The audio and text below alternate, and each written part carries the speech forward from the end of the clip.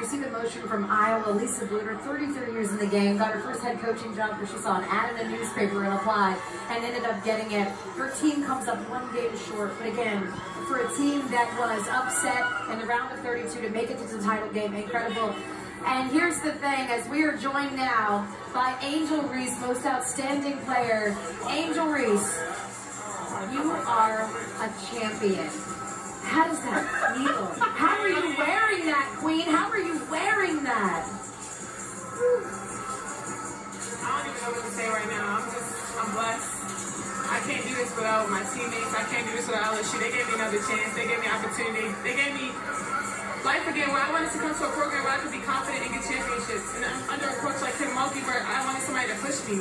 She pushed me all year and all year and all year. And I told her, Coach, I don't want no All-American. I don't want to be All-American. I want to be a national champion. And that never got to my head all year. Anything that y'all left me off of, I'm cool. I'm here. This is the only ring I want to be. That's the only ring I want was a national champion. You can't take that away from me. People don't forget national champs. That's all I wanted. That's all I wanted from me, and I'm just happy. I'm so happy right now. Mission accomplished. Angel, when you look back at, let's go back to the SEC tournament. You had a lead. You were up 17. Got upset. You all grew from that. And what kind of work did you put in to be able to put yourself in a position to be ready for today? I wasn't going to let somebody outwork me again. I feel like I had got outworked that game, and I took it personal. I went back and got in the gym, and I got stronger. I got in better shape. So I didn't want to let my team down again. I think that loss was on me. Honestly, just taking it as a leadership role, I think that was on me. So just coming back together as a team, I think we were very focused. We knew what it would take. And even going to the locker room today, we were up, 16? We had been here before. Tennessee game, we had been here before. So we were really excited, but like at the same time, we had to stay calm and stay poised. All right, so yesterday Friday I got to share an earpiece with one of the stars. Today I just want to know. Since you got the champ hat, can you put your card, can I speak? Yes. Okay, come on, I'll hold the mic. I feel like I didn't even I was going to put it on me. Yes. No, she's the queen, not you. I want to do the chat, but okay, this is appropriate. No, you're right, honey, because you have earned all of that. All jokes aside, though, Angel, one of the things that I've been most impressed with is, I'm going to take it off there for the show. You're not just taught when it comes to leadership. Who have you studied? Who have you emulated? Where does the leadership that is so sincere in you come from? I told my teammates, if you look at some of the teams like back in the day, like MJ era, and how they used to talk to their teammates, and they get in their face like, yo, you need to make this shot right here. I think my teammates, they've never had a teammate like me. I know they ain't never had a teammate like me. So it kind of surprised them early on, and probably they had to adjust to that. But I think they understand it's coming from a good place. I want better for everybody. And even tonight, Jasmine Carson, I've been in her ear this whole tournament. Even before the tournament, she's been in a drought. She's a senior though, and I knew she didn't want to go out because she had been playing in these last couple games. So the way she came out, I have been on her all this tournament. So I mean, I'm happy for Jasmine. I'm happy for this team and everything we can do. So a teammate like me, you might not like me at the end of the day, but we hanging a banner now. You got on the mission, right? You talk about what Jasmine Carson did. Can we talk about Big Fo? Hey! Fonte Johnson. Like she has, as a freshman, she struggled through the tournament, not really been able to have the impact that she did today. How did you help her get ready? Her growth.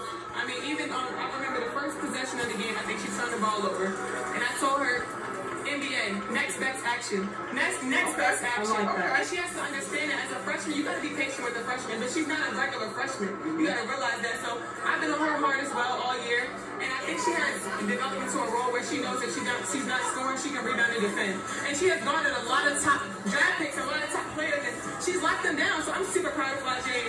Her growth going into her sophomore year is going to be crazy. It's going to be incredible, and we're going to bring up your coach, Kim Mulkey, who gets her 4th national championship as the head coach. But I got to ask you, because Angel, trash talk is my love language. And I'm just wondering, how long were you sitting on the? I was waiting. How long were you sitting on I the? tell you, I was waiting. At what point were you waiting to pull out this? Then kind of a incredible player for sure. But I don't take disrespect lightly. And she disrespected Alexis and my girls. South Carolina, they still my SEC girls too. But y'all not gonna disrespect them either. So I I wanted to pick her pocket, but I had a moment at the end of the game, and I was in my bag. I was in my moment. Yeah. So the victor goes the spoils. Coach, congratulations. We keep showing you, just sort of soaking this in. We saw you look at the crowd. We saw the emotions at the end of the game. I mean, you said you didn't expect to be here. Just how are you receiving all of this? I think I lost it for about a minute and a half. You did. And I was holding it in, and then I just couldn't. I couldn't.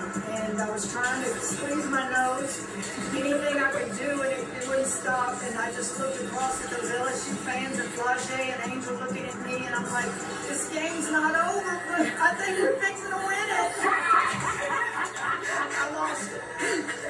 What were you thinking about? Like, what specifically was making you so emotional, Coach? It's your fourth time. Do you know how hard this is? Yeah. Do you know how hard it is? It may look easy, but it is hard.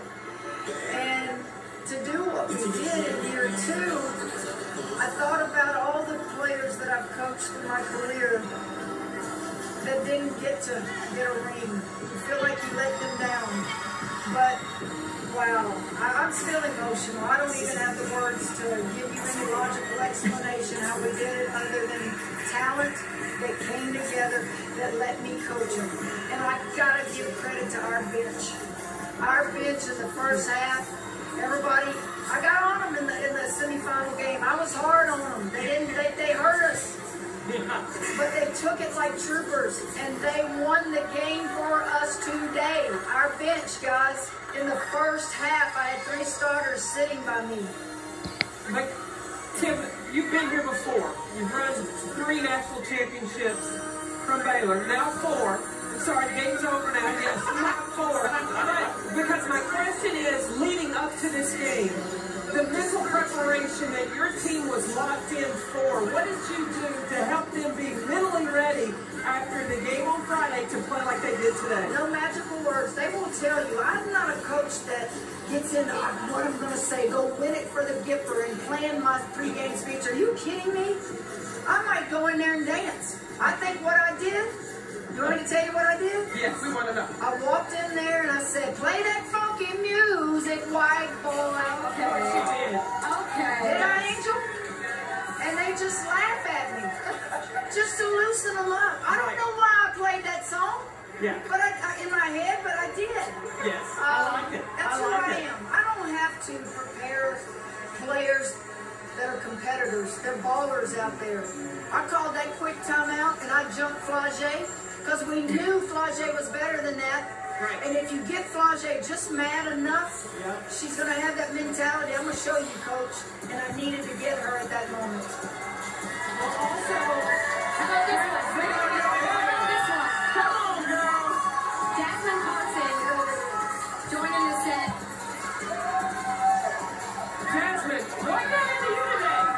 Jasmine. I was just ready. You make this one proud because you know, same high school. Did you know we went to the same high school? Let's bring stand up. Let's go. I've never tasted greatness like you. I mean, like, we were talking about this. Your bread and butter, right? SEC, LSU, it's rebounding, it's scoring, and Coach, you know, you went viral in that Miami game where you were like, this is not bad. Hey, look at that score today, baby. 102 points in the national championship game. How many threes did this one have? 7. Short 2.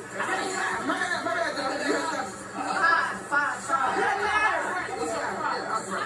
Are you guys surprised at all about the, you said a record. But the thing is, though, we did this in an out-of-conference when our conference schedule was out-of-conference was so weak, right? Out-of-conference schedule was so weak. I'm not letting, no, y'all not going to complain. Don't blame me. I've been waiting. I've been waiting. You just do that? I've been waiting. It's fun when you were in a little bit of a slump. You hit that first one tonight, what goes through your mind? Okay, so first one, when you hit someone at halftime over the glass. She called glass, too. She called glass. She called glass on that. You came to LSU, wanted to win a national championship. Did you think it could happen in your first year there? I mean, I didn't envision this. I wanted to. Oh, my bad. I didn't envision this, but, you know, I came to LSU to play with Coach Murphy, Hall of Famer, with, you know, great players to do this exact thing that I did, and to be a senior and to win a national championship. Not many seniors get the experiences, and I'm just great. You guys love this woman right here. Yeah. Yeah. And what is it about Kim Mulkey that you love so much? I love her. Like, I love Kim Mulkey. Like, she keeps it real. She's really hard on me. Even the time when I love her.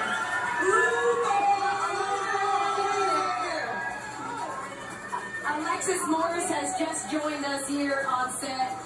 Alexis. I gotta talk about yourself for a minute. Yeah, look at it, Queen. That's Lex Luthor, right? Lex Luthor, can we just talk about your defense today? Oh, yes, ma'am. Tell me about it. No, I'm going to be nice. You know, Kayla's a great player. It was tough guarding her coming off those screens. She's creative with the ball, but I said it yesterday. I was going to step up and be that defensive stopper for my team, and she still had 30 points. This is let you know how good she is as a player. How is it going full circle from getting dismissed from playing for her to coming back here and winning a national championship with Kim Mulkey? Do you remember when I got dismissed? They won a national championship that same year. How do you feel watching that compared to now? I can't got it back, baby. I'm the comeback kid. But look, I got to give all glory to God first. All glory to God. You know, He's just working through me, and this is just, y'all just witnessing perseverance, you know, just being humble, just being thankful, taking advantage of second opportunities. Thank you, Coach Mulkey. Because I never thought I would see this day. I'm going to keep saying it. I never thought I would see this day. Besides your story, what would you say to a young woman that maybe has bounced and wants to pursue an opportunity in college basketball, but it hasn't been maybe the path that she would have hoped? Just, okay, anyway. Keep it clean, please. Just, I would tell a young girl, just do everything right. Don't take no shortcuts. Sometimes it's better to go slow in the right direction than to go fast in the wrong direction. So that's what I would tell a young person. And when things get hard, I'm not just like huge on religion, but I believe in God. I believe in the higher powers. Because He provides things that, you know, a man can't never do. Man, just don't ever quit and give up on yourself. And you have to lean on your circle, people who genuinely care about you, not people who just there for the ride and for the moment. You have to lean on the people who care about you as a person first. That's what I would tell a young person. Absolutely incredible. And when you think about your journey, we know how much Alexis means to all these girls, but in particular Alexis because of your past coach. When you think about not only her being a national championship, but being so key in this run, what she did today, defending Caitlin Clark, what she did score, what she's done in this tournament, how do you feel? Not many get a second chance with the same coach. A lot of players that get dismissed, coaches will say, good riddance. You're a cancer in the locker room. She was not. She made some immature mistakes. I have a little thing that I call her. We won't say on national television, but they'll all laugh. They'll all laugh because they know it's out of pure love. But here's the key. Why did I take her back? Why? Because Alexis owned her mistake. When a kid gets dismissed, the player wants to blame the coaches.